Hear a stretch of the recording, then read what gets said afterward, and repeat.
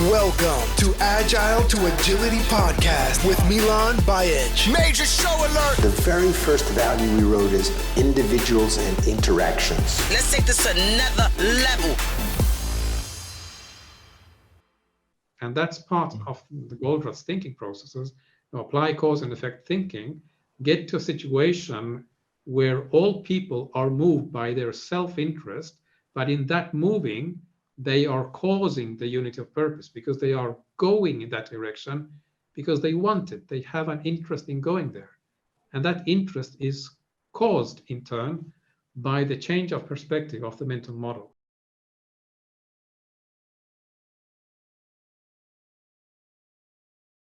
Who wants to start? Who wants to ask the first question? I know Tom was excited about some of his questions. So Tom, do you want to start? Yeah, one of the things that we've kind of bounced around a lot in book clubs and amongst ourselves, we've talked about this concept of inventory as it relates to like knowledge work, and how that analogy doesn't quite fit with the factory model, right? Like inventory should be something, or is something in manufacturing that, you know, there is a cost to keeping it. So I would just like to speak to that a little bit, or have you speak to that a little bit. Like how does inventory play in your mind with knowledge work? Great question, this one. You do have a parallel with the manufacturing world, only that the inventory is not visible because it's knowledge and knowledge work. And there is also another parallel with perishable goods, in the sense that in knowledge work things move so fast and quick that if you miss the window of opportunity on acting on current knowledge, well, after a while it's useless because the market has changed, competitors have come up with something better, the technology has moved on. So the time dimension is really important in this perspective. But maybe the basic question is now, what is inventory in knowledge work? One could say that it is the backlog of ideas that you think you need to do. It's not only the explicit backlog that you might have captured in epics, feature stories, all these wonderful words we use to represent things to be done, but it's also backlog of things that relate to how we work here. So in the sense of double loop learning, it's not only about improving the product, but it's also improving the way, the process, the human system, because knowledge work is made of people, the human system that delivers that, and that often is an invisible backlog that is not ever represented in any way. In some companies, you have like improvement backlogs. That's an attempt in that direction, and it's a positive one. But that is also inventory, because if you decide to act on those ideas, it will take time, it will take resources, it will create new kinds of problems. It will delay the normal work that you have to do. Maybe you will get faster at doing it afterwards. But I would say that is also a very important aspect of the inventory. What is the release point where in manufacturing, right, when the sale occurs and the inventory changes hands to the customer, or the product changes hands, there's, we see inventory or ideas coming in, and then those at the other end exchange hands and are no longer considered inventory within our system.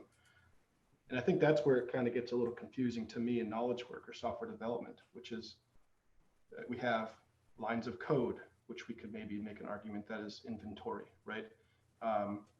Unused code, right? If we're developing features that aren't in use and they're sitting in production, could we relate that to a warehouse, right? Where we have to maintain or upkeep that code, or it's, I struggle with, all of the different layers of inventory, compute costs, right? Or I've seen arguments that we can redefine, re-express that part of the equation as total variable cost. And that kind of opens the door up to a lot of different things, such as compute costs, right? Keeping those low, keeping the lines of code low. If I can solve the same problem with 10,000 lines of code or 100 lines of code versus 1,000, I'm going to opt for a lower inventory solution. Yeah, it's something that I mean, wouldn't be anything that's not in production and inventory, like in a sense, like, would that the cutoff line? I don't know, Steve, what your thoughts on that, but like work in progress is inventory, right? Definitely working in, I prefer the expression work in process rather than in progress. Progress, because you can have things that are there in on the desk of someone. It is in process, but maybe it's not progressing. So a work in process is maybe the most important measure we have to represent inventory. Now, in relation to the code base, and if you can do it in 100 lines of code rather than 10,000, of course that is typically much better, assuming it's the same programming language, because otherwise you could come up with APL or other very cryptic languages that in 3 symbols they represent major transformations. But I would not focus so much on that kind of inventory. No, that is just just between quotes. It is just good engineering practices, and if you are consistently working, let's say, with proper test-driven development, and have the inner loop there that keeps on refactoring code, you will get to pretty tight, good factored code. I know that does not happen in all places, and of course, where that does not happen, there is a price to pay, because the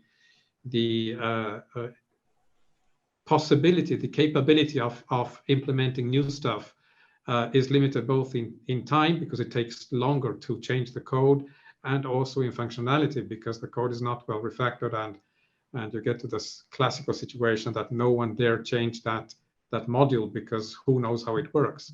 So I would say, no, that part is covered by aiming to have proper, good engineering practices, to care for the quality of the code, the craftsmanship dimension, if you wish.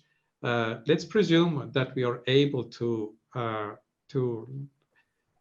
have good code, have a good code base, because then the question becomes really interesting. Now, how do you now, if we like put that as the starting point, let's assume we can get a good code base. Now, what can we do more in terms of organizational design, of structuring the flow of work, of decision making, of management decision making, to get more value through the system? Certainly, working process is a huge thing, and the larger the organization is, the more that is a problem. If you have, like in the startup, where you have a small team with just a few people, well, everyone does everything, and it's there across the table on the other side of the room.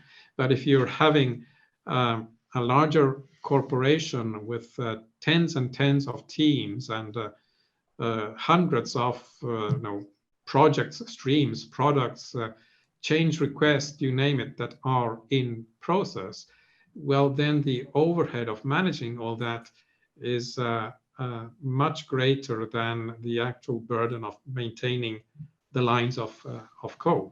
And I think it's not coincidental that it is in these last years where there has been a growing attention to value streams. Well, I have my objections to value streams, but the point that is coming out of that perspective is that, hey, you are focusing on improving the software engineering performance, productivity, but if you look at the whole effort from start to finish, you might see that that part is only like, I don't know, 5% of all the rest, and you have work which is waiting even before it is started because someone has made a request and it's waiting there. Why? Well, because it's so easy to have an idea, say, oh, I want that other thing, and then turning that into code. And that's where you get the bottleneck. So maybe a better strategy to get more out of the system is to be much more selective on deciding what you want to do rather than overloading the system and then complaining that nothing is coming out of it. I mean, so in that way, like technical debt would also be considered inventory. Yeah, and I think that's also part of an economic judgment that that the companies must be able to, how to say, quantify the impact of technical debt, and prefer strategies where technical debt is minimized or not incurred. But in those cases, some cases it's unavoidable. But then you decide deliberately, what kind of technical debt you are prepared to sustain, rather than having it there just growing forever as craft, as dust that at the end becomes a hill. So which happens a lot in organizations. Like they're not even aware of the technical debt that they have in their organizations. Ian, maybe we can switch it up a little bit. I don't know, Andrew and Tom, if there are any follow-up questions to that. Yeah, but I've got one more, if I may. Specifically about Steve's work with TameFlow. So it's inventory, as I understand it, that it's what's flowing through a system. And it's in your book, you cover the 4 fundamental flows. And so do each of those flows have its own form of inventory? And do the same patterns and practices, principles apply where we're trying to limit inventory in those flows? So do we want to limit the psychological flow, inventory flow? Do we want to limit the information inventory in its flow? I'd love to hear your thoughts on that. Well, the letter I, which is used in the equations of throughput accounting, initially represented exactly that, inventory. But later, it was agreed that it should be representing the investment.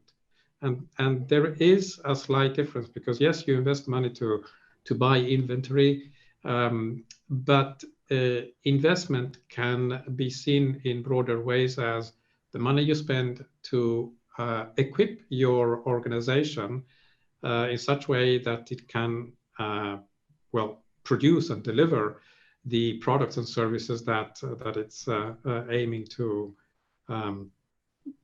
produce and deliver. So it's going away from the material concept of inventory as piles of stuff to the financial concept that it's what you invest to gain the capability of doing. And I think that's a key distinction, and it's also much broader. In that sense, now in the other flows, the concept applies in different ways. If you take the flow of information flow, which is another flow which I work a lot with, it is very common that in organization, the flow of information is bloated, it's delayed, it's not relevant, it's not timely. So it is there is information flowing, but the the signal to noise ratio is really not favorable. So there is an instance where you try to lower the amount of information that goes around in the company, have less information. So there you have the same concept. Now reduce the work in process, make sure it comes to the right people at the right time, and make sure that the load is valuable, meaning that the information is relevant and allows for quick and swift, appropriate decision making. When you come to the psychological flow, well, I wouldn't try to quantify inventory in either the material or the financial sense.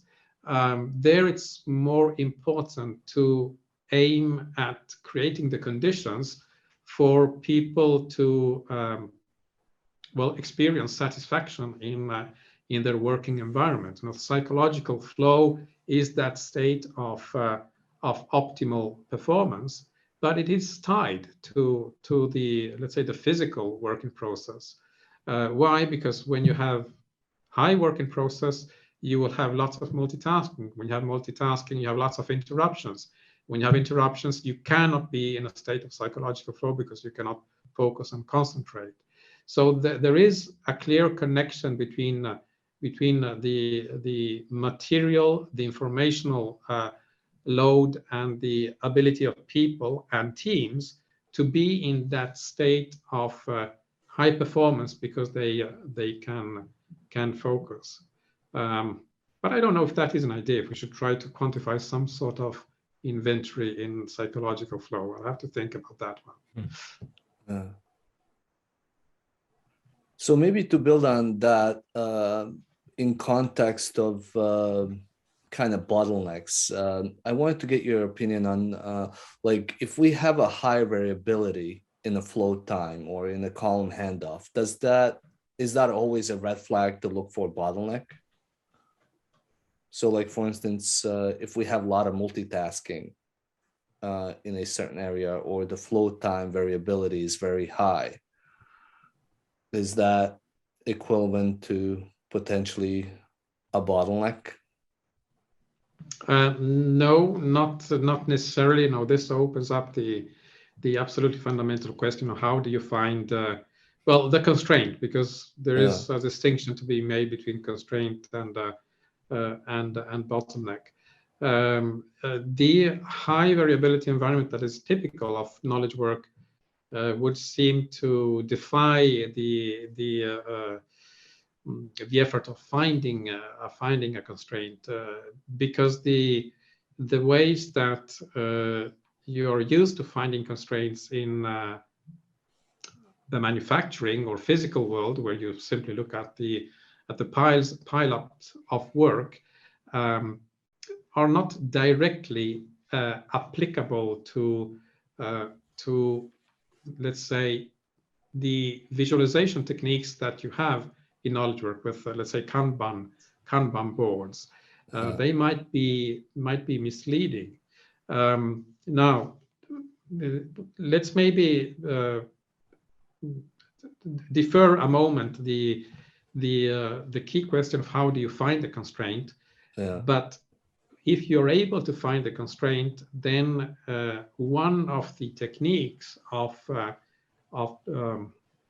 the theory of constraints, which is used in manufacturing, comes in really handy to limit the work in process, and that is the so-called drum buffer rope scheduling, where you release work into the overall system only when you see that the constraint has, or more precisely, will have the capacity to process that work.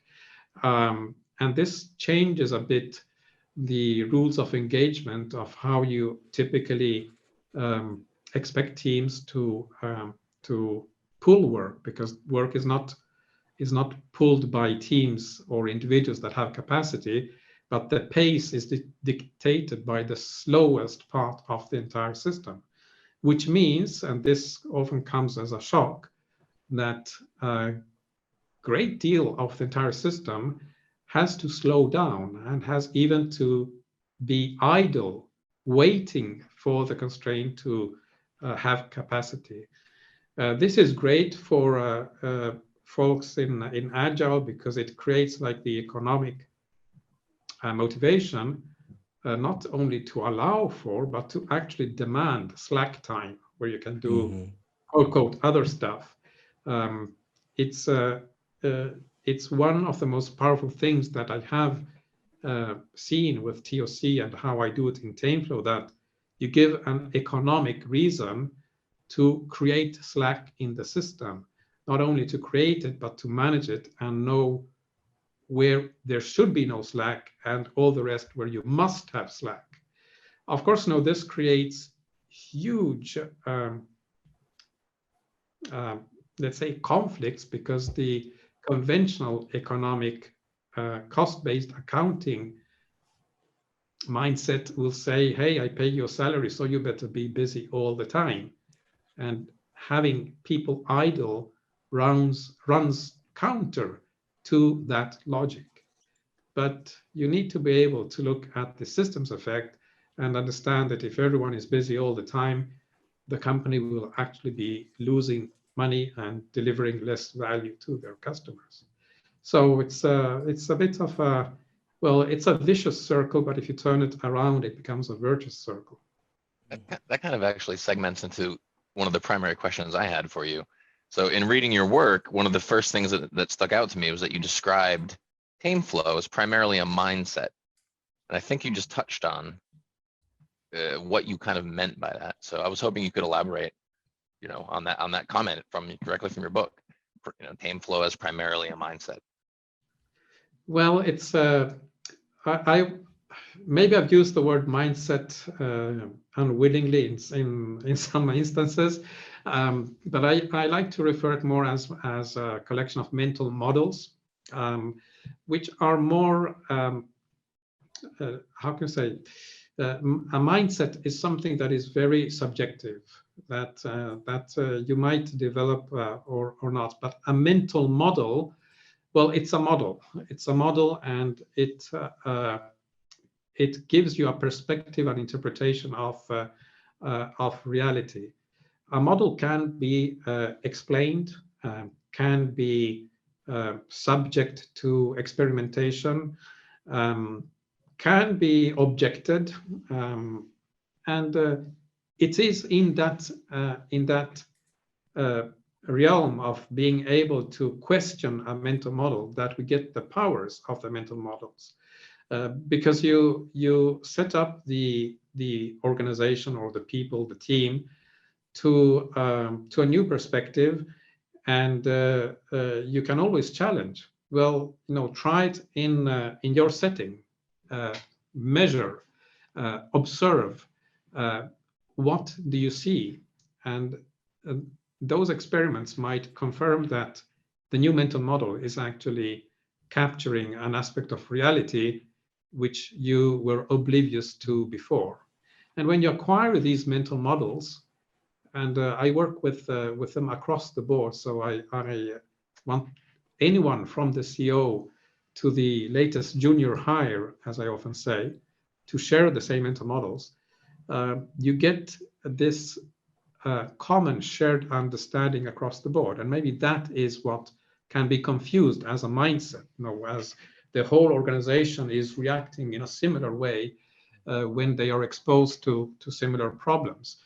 Typically, you would say, they share the same mindset, and maybe it does produce a mindset, but the basic mechanism is that there is a shared set of mental models that will guide all people to make consistent and coherent decisions, and therefore build up what I call the unity of purpose. They all go in the same direction, but not in an aspirational way, hey, this is the vision and the mission statement. We should all be cheering and stand behind the flag. Not in that sense, in the sense that people see this new perspective and they are driven by their self-interest. Now, self-interest is a huge part of TameFlow. I make that decision in light of the mental model because it is my interest, not because I care about the company or my colleagues. It's exclusively mine, or extremely egoistical and selfish.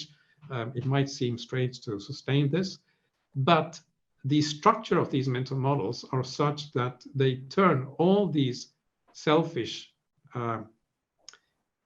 decisions, they turn them in the same direction. So that is the magic. You create the unit of purpose because we are going in the same direction in view of this shared understanding. And this has deep consequences, because if I understand that you are going to make decisions for yourself which are beneficial for me, well, number one, I can trust you much more. Number two, if I am a manager, I can delegate to you. Number three, if you are not the manager, but the worker, you will feel empowered. But notice there was no empowerment. This is another pet peeve of mine, or that people keep on talking about empowerment, but you can get the effect of empowerment much more so with this mechanism. But there is no one relinquishing power. All the parties, managers and workers and mid-managers and everyone, they all become more powerful, and they can all make their own autonomous decisions, but these mental models will guide those decisions in the same direction. So it's really about, like, the challenge that we have in organizations is the mismatch of these mental models. I mean, the one that you've talked about in an Agile, like, mismatch of, the role of management and leadership. And it really, like, if then, I guess if we look at TameFlow, and what you're trying to do is take all of these mismatched mental models and create that unity of purpose or alignment and patterns within the what we're trying to do. That's really like the essence of it, right? Yeah, I think you summarized it pretty well. Yes. It's interesting because one of the Goldrat's fundamental beliefs was this idea of inherent simplicity and harmony, like nature is harmonious, right? And I love the way that you just described the fact that these mental models kind of leverage that harmony, so that we're all making, because what better motivator for the people who comprise the system to be acting in their own self-interests? And it just so happens that we can align it in such a way that the self-interests also serve the interest of the organization and the team. So I think it's powerful. I'm curious about changing mindset, right? And your experience in overcoming mental models, because that's kind of the kick that I've been on recently. And I read Immunity to Change, which was a really interesting work in that direction. But I'm still exploring that a lot. And I find that part of the work of continuous improvement fun and challenging, trying to help people gain perspectives. Yeah, I think you mentioned Goldratt, and one of the most amazing tools he gave us is the evaporating cloud. It's a conflict resolution diagram, because there you can make in the with the premise that we have a shared common objective, and typically if you work in a company, you do that with your colleagues and the other business units, teams, and what else. If you have a shared common objective, then any conflict can be resolved, and we must make a distinction between what we want and what we actually need. Often the wants are in conflict, but the needs are not. So anytime there is a conflict, that is really a huge opportunity to improve. Why? Because when we have these conflicts and wants, a method taught by Goldrat is that we really have to uncover the assumptions that are behind these wants. So if you want something, I'd ask you why, and because this and that, and then I will say the same. And we also presume that people are good, and now this has to be qualified in the context of how they make decisions. They make decisions typically in good faith. Yes, you always have the odd rotten apple. That always happens in all places. But in general, people are good and they make decisions in good faith. And if the decisions that you make are in some way harmful to me, directly or indirectly, Often you jump to the conclusion, no, that person now is bad or has ulterior motives and who knows what else. That if we are able to have that conversation and uncover the assumptions, often those assumptions can be questioned, and you might be able to satisfy the real need in different ways. Now notice this key point. How does that happen? Well, often that assumption is replaced by another assumption that we have developed together by reasoning on the shared interest. And because it is a new assumption, that is, well, in the thinking process of Goldratt, it's called like an injection, but that is really an improvement. That is an innovation. So the mindset here, going back to that word, is that anytime there is friction and conflicts within a company, that is really a hidden innovation that is screaming to come out. We just need to uncover those assumptions, and if we resolve them, we will be improving the system. So it's an engine for innovation. Right. Touched on the objective nature of these mental models and the shifting of the mental model.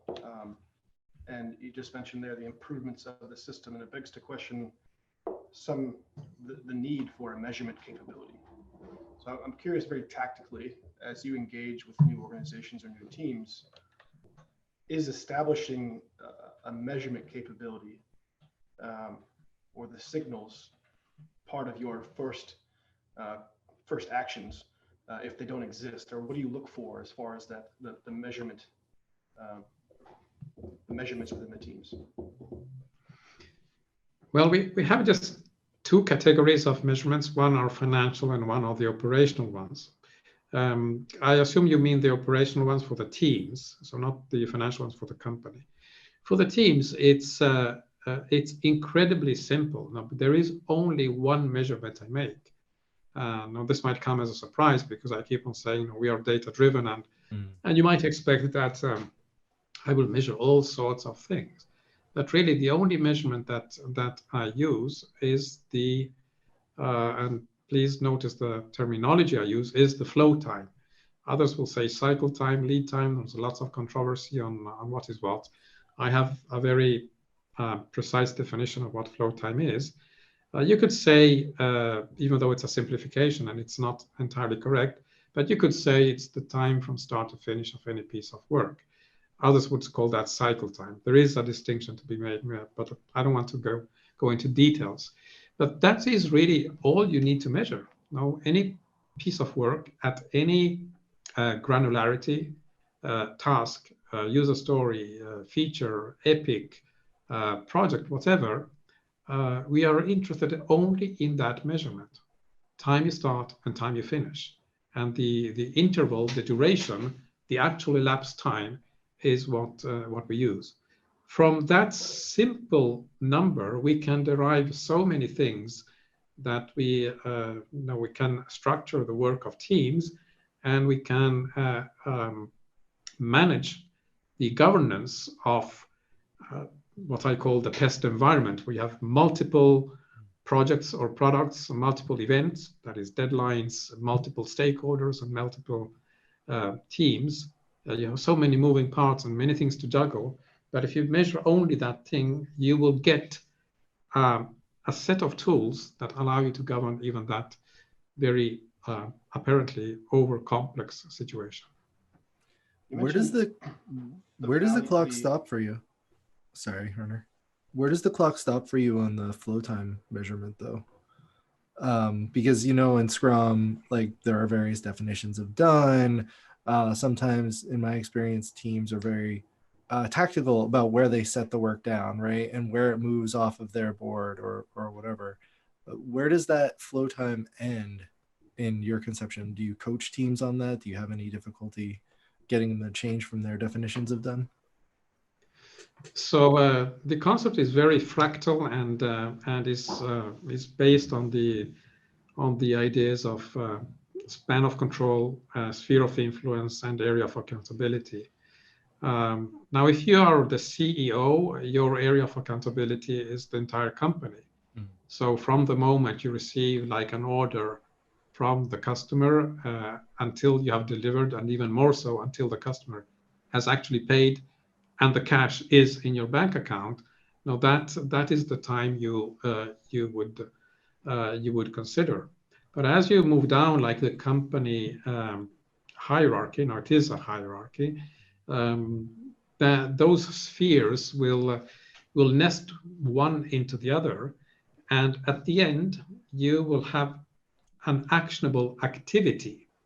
So that is the key point. You have going down, you have delegation, delegation, delegation. At a certain point, someone has to get the stuff done, and that's the actionable activity. Notice that I say activity, I don't say role or person, because the activity could very much well be collaborative, let's say mob programming. And when you have defined, when you know when something is actionable, well, then you have a very clear-cut distinction. Now, where does it start and where does it stop? And that is for you as an individual or team member that is in charge of one step of the whole process. And that's in the TameFlow perspective, I always divide in two parts. One is when the work arrives to you, and it's there, it's in the waiting phase. You could say it's in the backlog. And the other one is when inventory. You're working on it. Yeah, there you have it again, yes. And the other one is when you're actually touching the work. So you're working on it. Of course, it's a material job, so you're not material touching, but it's like on your work desk. When it comes into your backlog, that's when it starts. When it leaves your work desk, that's where it finishes. When it's handed over to someone else. Now that is you as an individual or member of a group of people who collaborate. But you can see that these things are composable. So one wait touch time, let's say column in a Kanban board, is then followed by another wait touch column by someone else. And when that board is finished, or you come to the done part of the board, typically what happens, the word goes over to another part of the organization. And that's another Kanban board, and you will have a wait, touch, all the way down. So it's turtles on turtles, but the fractal nature simplifies this. It's the inherent simplicity you mentioned before. We have exactly the same model, no matter the scale or granularity of how we are reasoning. So in this sense, one thing I'd like to say is that TameFlow is scale-less or scale-free. We don't have the problem of scaling because the fundamental model is applicable at any scale.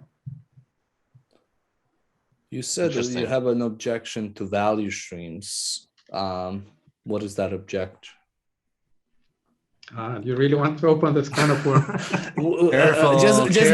Just because of the people that we have in this in here, I think. I think I might understand his objection, and I think I might agree with it, which is it's more of a network than it is a stream. But I'd love to hear your thoughts on that, Steve. Well, you're quite spot on. Now, don't get me wrong. There are many business processes which are very well represented in terms of value streams, and many of these processes would typically be classified as knowledge work.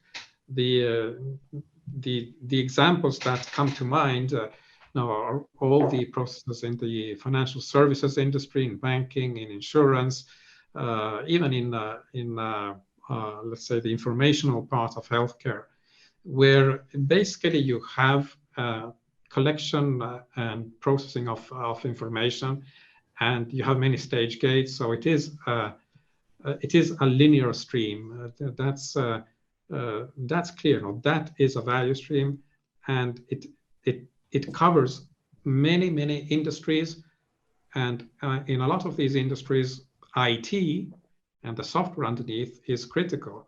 So the software that you develop will support that sort of value stream. But where I have objections is in the software or product development part of the organization, there the whole concept of value stream is less applicable. It depends a lot on, let's say, the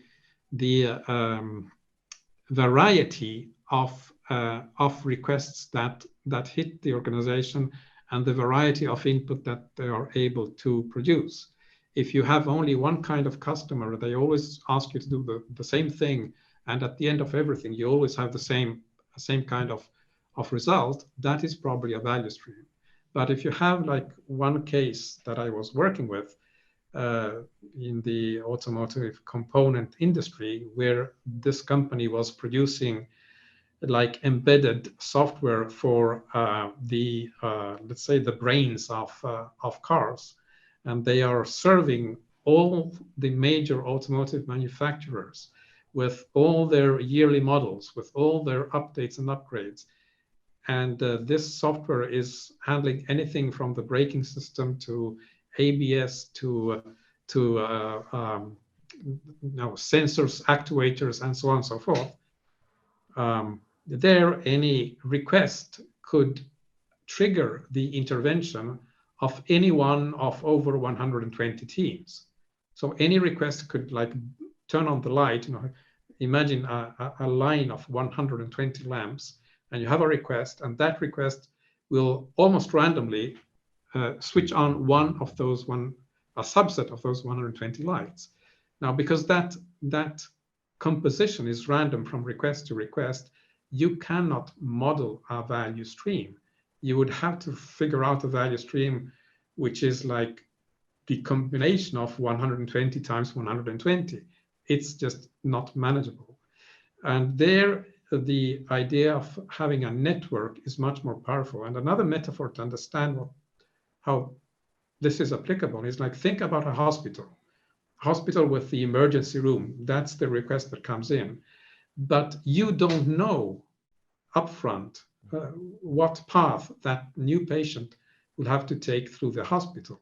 It's not a value stream that you define once and for all. Someone comes in and has a broken leg. Okay, you need an X-ray. Someone maybe has been poisoned. Someone has a broken leg and has been poisoned and has a bang on the head, and who knows how many other conditions. So there you have this intake process that has to establish what are the service points that need to be visited, and try to figure out the optimal order of visiting those points, both in relation to the, let's say, criticality of the patient, the work, and the availability of these other resources.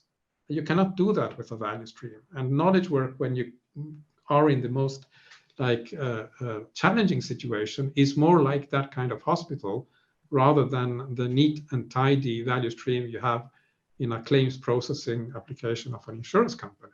So I don't know if that renders why I object to the idea of value stream. It's a very partial and limited view of how knowledge work can actually work. Is that the concept of full kitting that you just touched upon after that intake process where you look at? Go ahead. Yeah, that's very glad you bring this up, because that's something that is, I think, often ignored and belittled, so to say, in Agile. You have the definition of ready, which is sort of similar, but it's not the full kitting. The full kitting is trying to figure out in as much as possible what needs to be done, but also ensure that because the system is going to be so strained, ensure that when that work comes to your desk, then you have everything you need in order to be able to work on that. An example, again, going back to that experience I mentioned, if you are developing a component that needs to be tested in situations of extreme weather.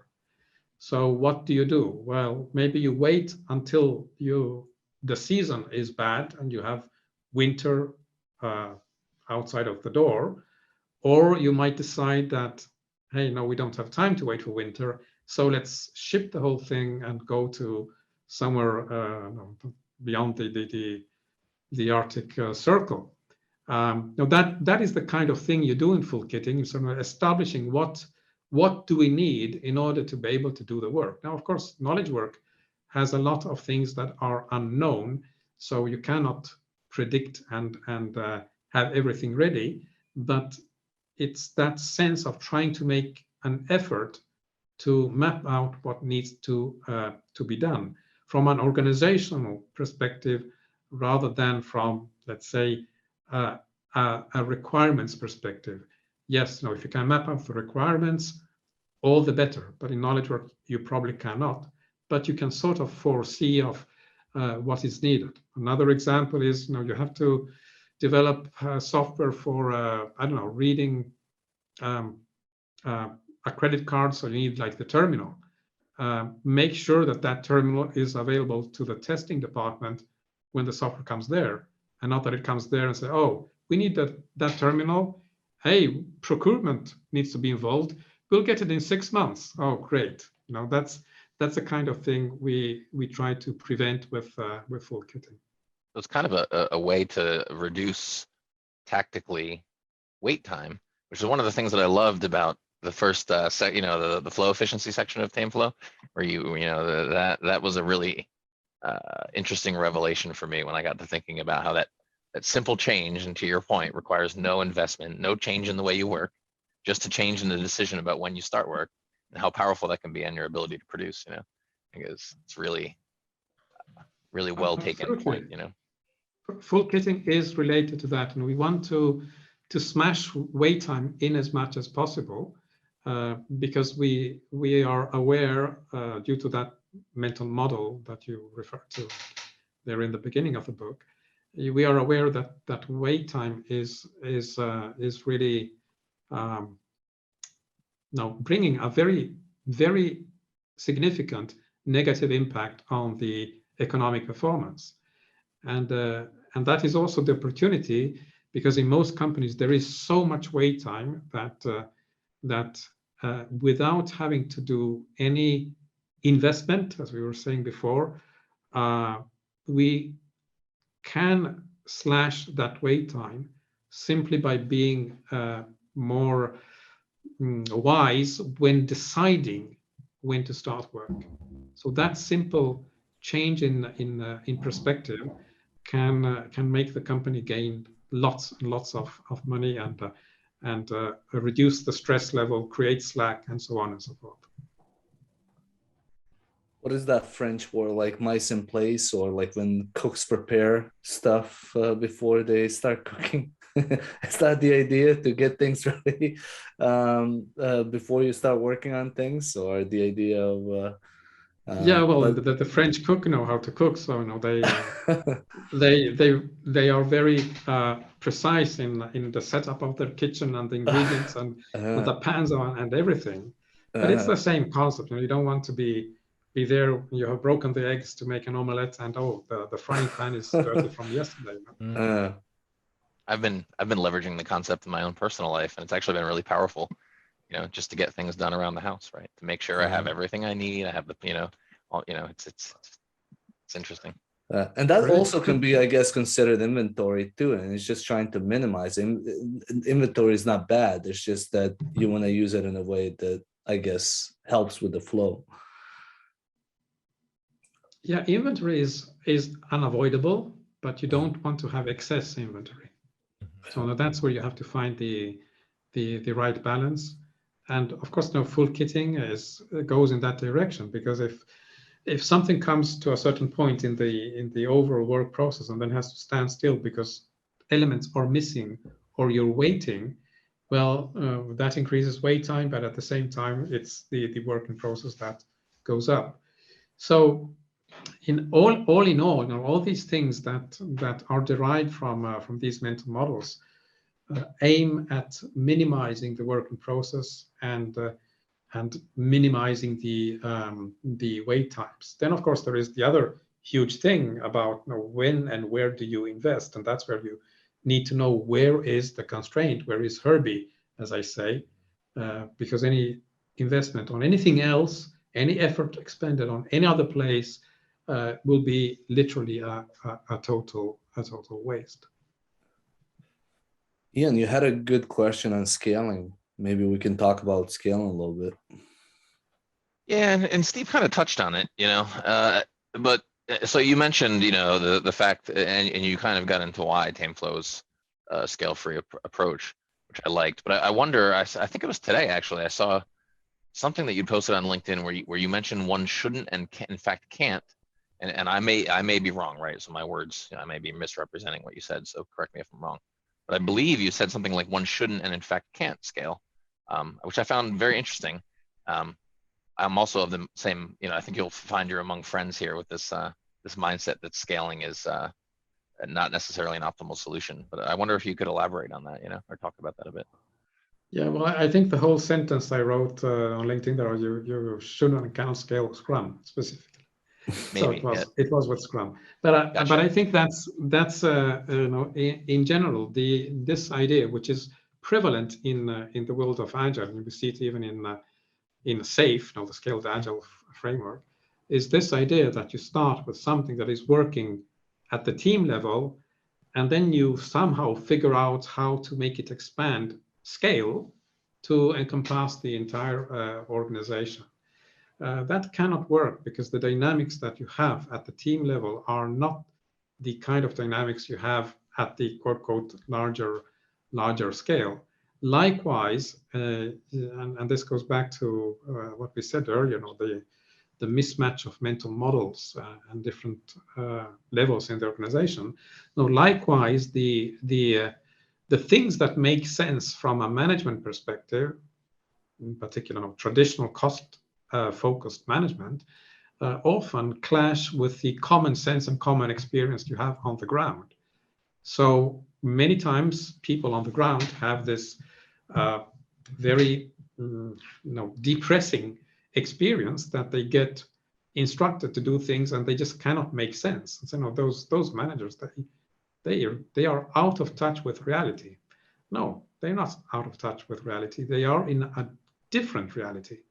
And this is the point, that with mental models, we are creating a common view so that we have the same reality, no matter what the level you are in. You're looking at the same thing, or you're interpreting reality in the same way. That's why I claim that TameFlow, with its mental models, is scale-free or scale-less. It's the same view you get at any scale, so you do not have to from a team level, like to expand and grow into larger scale, or from a management level to shrink, fit, and shoehorn, pigeonhole in the teams.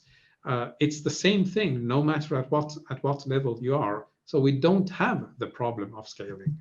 So you're saying really that really resonated with me. So essentially, with scaling, you get you're reinforcing the misalignment between mental models.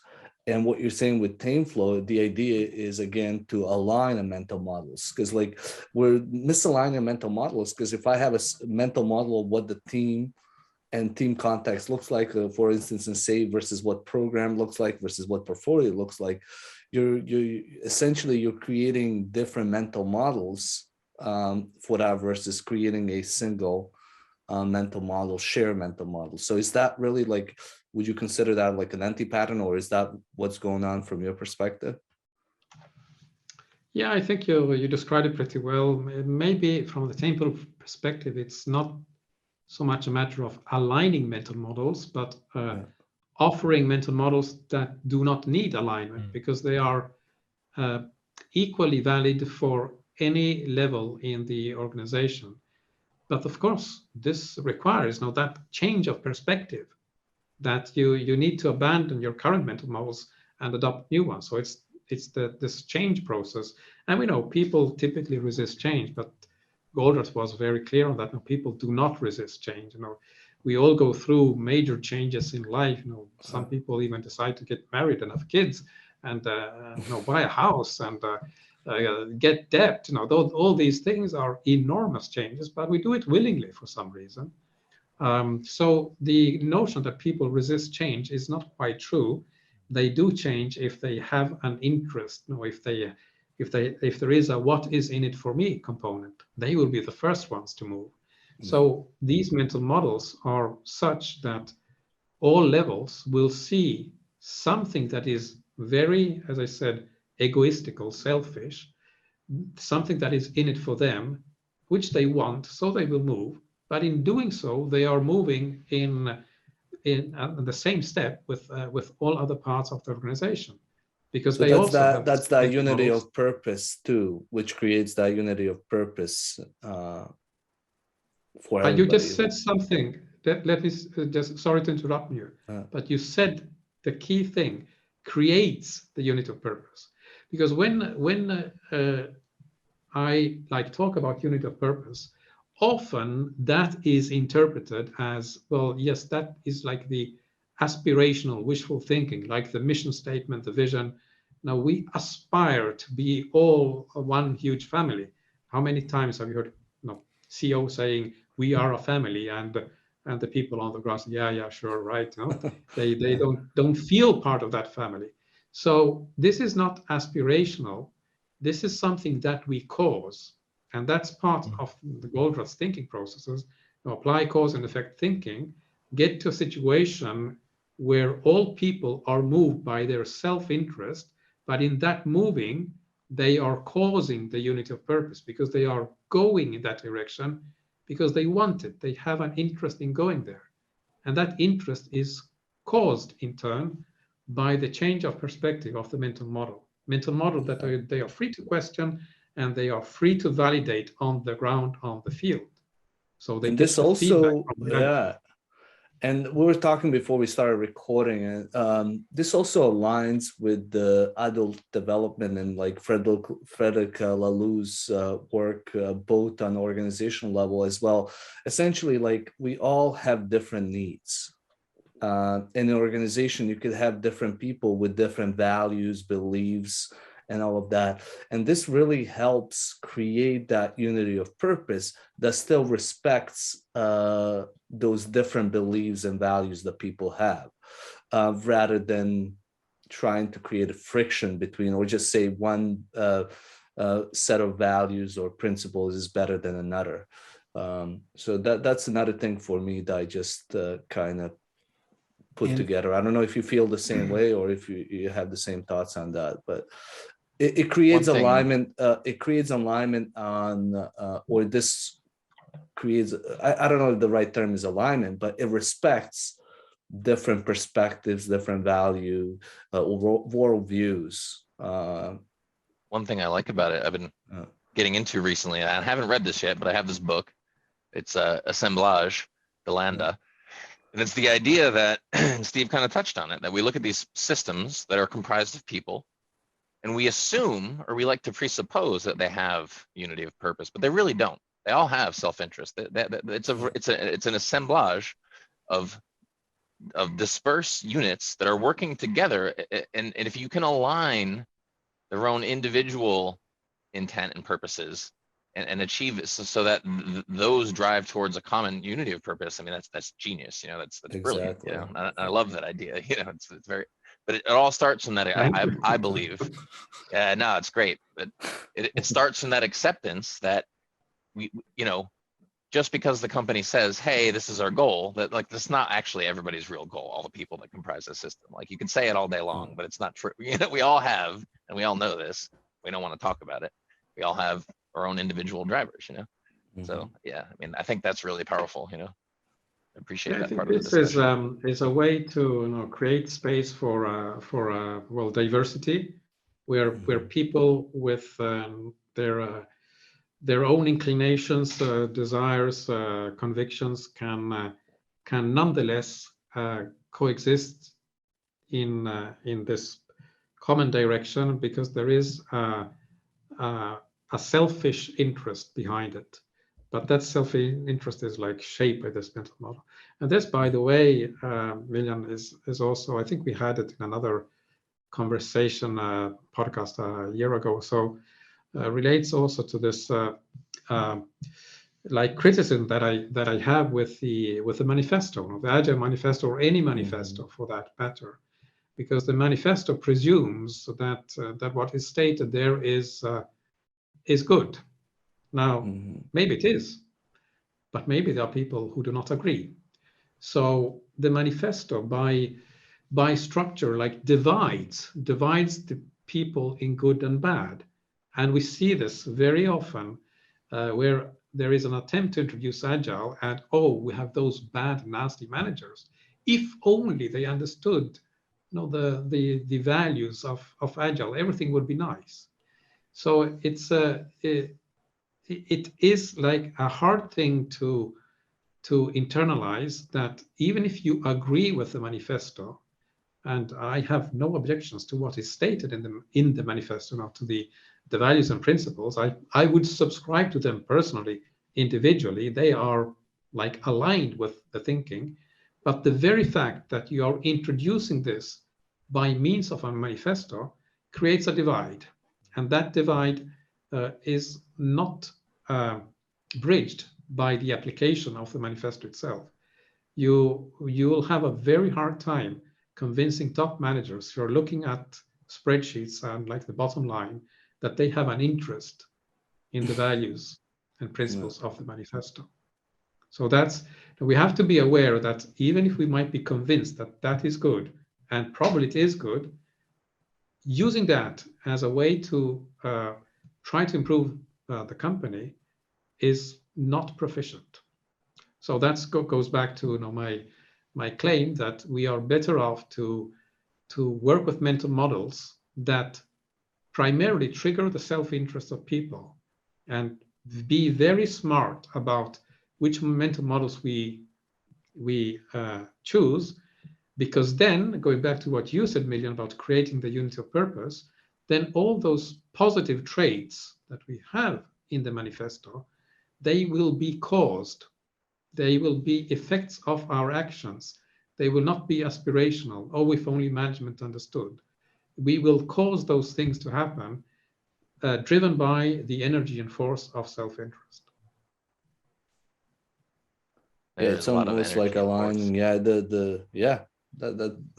a lot of things going in my head in the sense of connecting the dots. So we're 5 minutes past. Let's maybe go for 10 more minutes past the hour, if everybody's okay. So who has Tom, Andrew? I have one follow-up comment.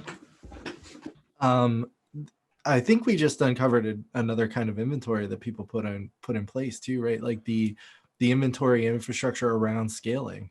And I wonder if by simplifying, by using mental models that are recursive in nature, right, that do create this unity of purpose, we don't need stewards of various pieces of it to be able to kind of put things together at those levels, right?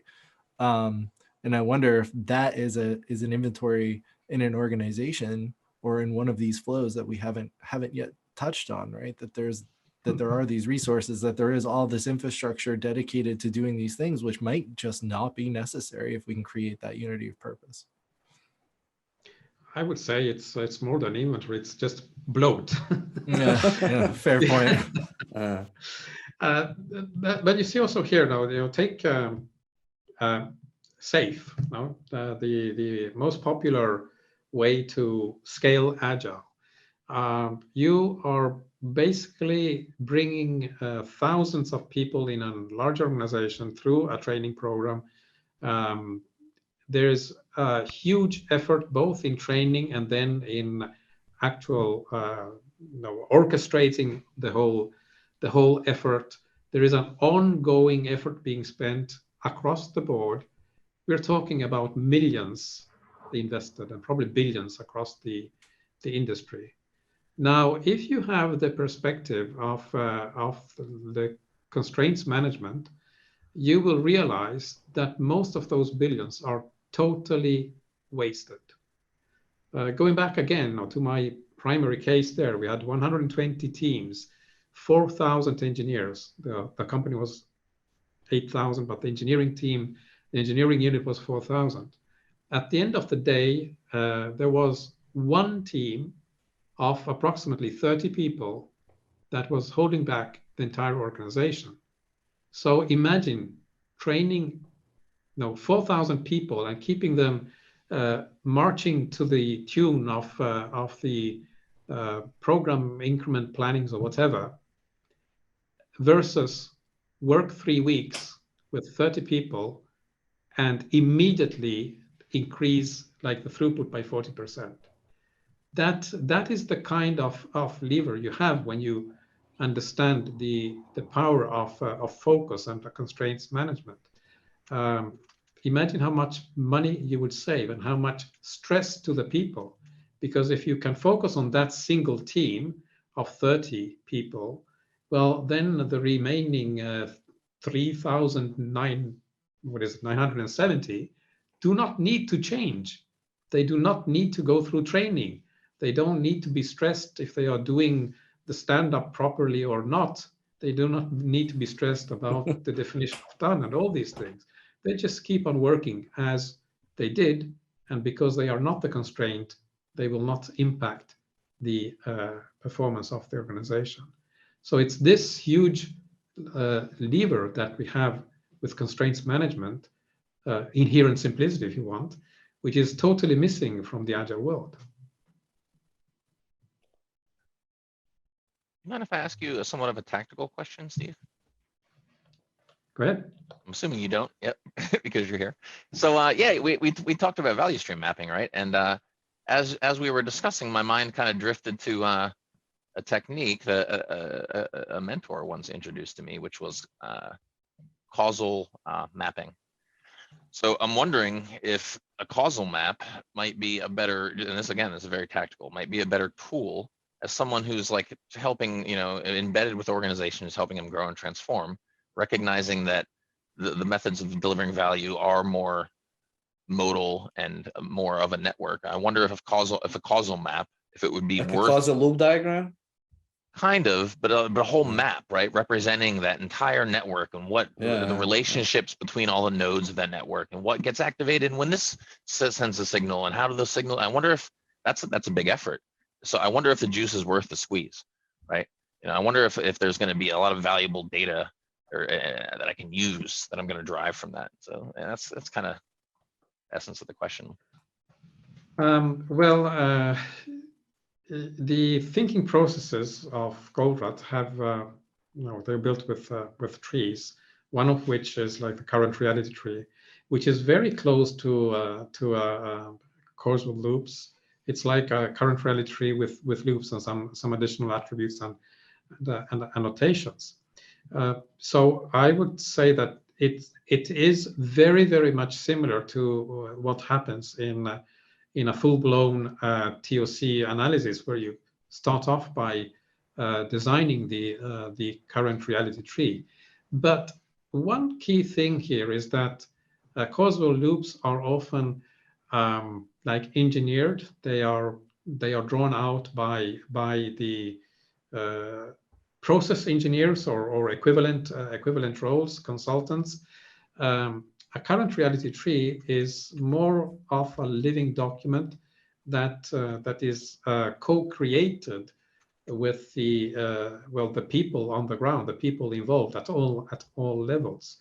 So there is much more common input and the generation of the common understanding. But yes, you're right. No, that kind of thinking, which is like cause-effect thinking, is one of the pillars of TOC. TOC is known for chasing the bottleneck, which is what you get from reading the goal. But if you read the other subsequent novels of Goldratt, like It's Not Luck and similar ones, you will see that another key component is this thing that is known as the thinking processes, which is all about cause and effect logic. So the physics, so to say, with the numbers, and the logic with the thinking. Those two things are the theory constraints, but it's known only for the first one. Mm. The last question for you is around your new book. Tell us a little bit about that. Standing on bits. Standing on bits, correct. Yeah, well, the one I'm working on is I don't know yet. I haven't started the next one yet. I have lots of drafts and ideas, but the standing on bits is like trying to bring together all things relating to operational flow, and especially in large organizations. And there I pinpoint the techniques for finding the constraint, and also the dynamic perspective that you must have when you're dealing with these large organizations or even small ones, where you must be aware of where you're heading to, so now what is in the roadmap and what is coming towards you, and also as you're going there, what happens when Mr. Murphy pays you a visit? So when there are unpredictable things, how do you react? How do you manage? And the techniques explained there go into details, and then it also shows, for instance, how things that, now let's take SAFe again, it's one of my favorite examples, how things that appear to be incredibly difficult and complex in other methods with TameFlow become extremely simple and easy. The example is dependency management. If you've seen how SAFe does it with the enormous planning board and the red yarns drawn to represent dependency, well, to be honest, that is just a Gantt chart in disguise, but God forbid to call it like a Gantt chart. No, that's Agile, because it's done on a board and with yarns. But when you have that cobweb of dependencies, it's no longer manageable, especially if you are exposed to knowledge work where things keep on changing, and you get chain reactions and so on. So in Agile, you have this idea, we have to reduce, we have to eliminate dependencies. You can do that to your heart's content, but the nature of knowledge work will always create dependency for you, and you cannot predict what they are. So that is a lost cause to begin with. So what happens with constraint focus? Well, you have the constraint. That's a single focal point, like that team of 30 people in the group of 4,000. And any dependency, any work has to go through that bottleneck. So any dependency you have needs to be resolved in front of that team. So imagine that enormous cobweb, that combinatorial explosion of dependencies, which implodes, collapses into a linear, straight sequence in front of the constraint. It's incredibly simple and incredibly powerful. And that is another aspect that comes out of constraints management. So that is one thing that I pinpoint there. And then another one, which is also quite unique to TameFlow, is we are using these work signals, and in particular the bubble fever chart. It's an animated chart which shows you how a team is going. But what I wanted to highlight there is that we are showing how we can use this tool to gauge and regulate the load on the team. So it's a visual tool to sort of cause the team flow states, keep people in a situation where they are challenged, but they are not distressed. And that's where they are most productive. And you get a visual representation of this, and you can vary like the load, or vary the extent and position of the buffers to have stronger or weaker signals. So that is a way to connect the operational flow with the psychological flow states. And you can do this, quote, quote, at scale, because you can do this for any team. Okay. Maybe the last question is just, what are you learning currently? What are the things that are exciting you about what you're learning? Anything that you could share with us? Well, more than learning, I would like to find the time to actually document what I've been doing in these 30 years in terms of my collection of patterns. Mm-hmm. TameFlow is a pattern language, but I have never ever written about it. I did start a book in 2016, which was the TameFlow patterns. It was just the introduction, but then I never got time, and that is like an incomplete aspirational work. So that's where I will put my mission statement. Together, yeah. Well, thank you, Steve. This has been fun, and this is a pilot that I've tried, and I think we're gonna hopefully bring you back on. I think we list a bunch of questions that we would just ask, and I think we've only answered half of them. So it would be nice to bring you back again and discuss some of this stuff, because it was Absolutely very, very interesting and very thought-provoking.